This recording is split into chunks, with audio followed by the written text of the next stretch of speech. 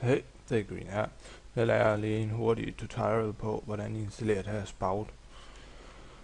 Øh, og det I simpelthen gør, det er, at I går ind på den her nyheder, og så går ind i posten, hvor plugin du bare må have at spille på serveren. Og så trykker du på den her spout ind, exe. Og den gemmer du bare. Og så trykker du simpelthen bare på den, og så run. Det kommer så nok an på, hvilket styresystem du har, om du trykker run jo.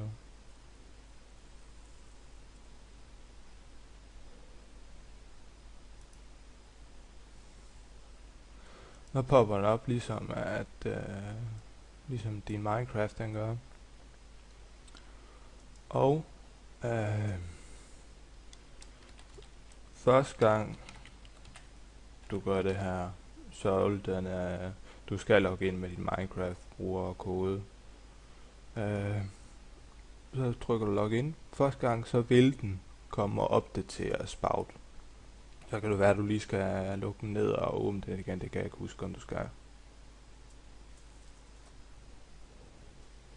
Men du bruger bare simpelthen den der spout, ligesom at det var Minecraft, hver gang.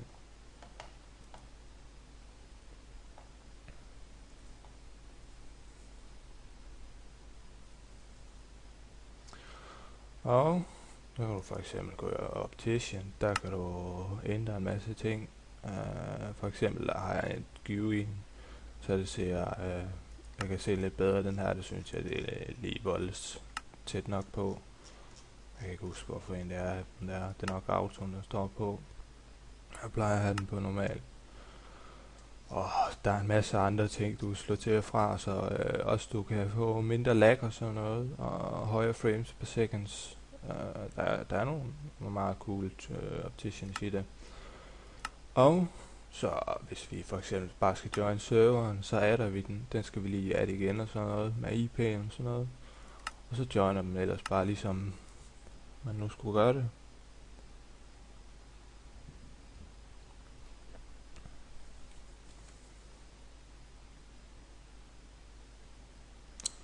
Som I kan se, så har jeg lidt ting, som I ikke har set før. Det er det plugin der med at afspille musik.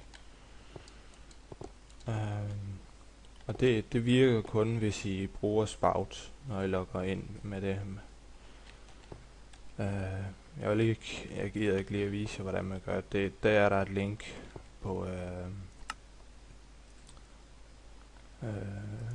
her. Der er der et link herinde, der er lagt ind. Det er ikke noget I skal hente. Det eneste I skal hente, det er spouten derop, og så burde det bare køre. Det kan være, at I lige får en fejl eller sådan noget, så er det bare at logge det ned og åbne det igen. Det gør jeg i hvert fald første gang, jeg brugte det. Prøv at se, så går vi ind på det link. Så se, for at lave en CD, så bruger man den der opskrift, så kan man farve den for, og den der, den brænder man den i, hvor du skriver HTTP-adressen. Du skriver simpelthen bare en adresse til, hvor din lydfil den ligger. Og så den her, den laver du for at afspille de brændte CD'er, og så kan du så lave nogle, der er bedre. Forskellen på dem her, det er hvor lang range der er inde i Minecraft. Den her, den er sindssygt lang. Det er måske 50 blocks væk, du kan høre den eller sådan noget. Og se der, når du burner, så skal du skrive den der HTTP, og du kan gå copy and paste, når du bruger det. Så det burde være nemt nok lige at ordne. Hej.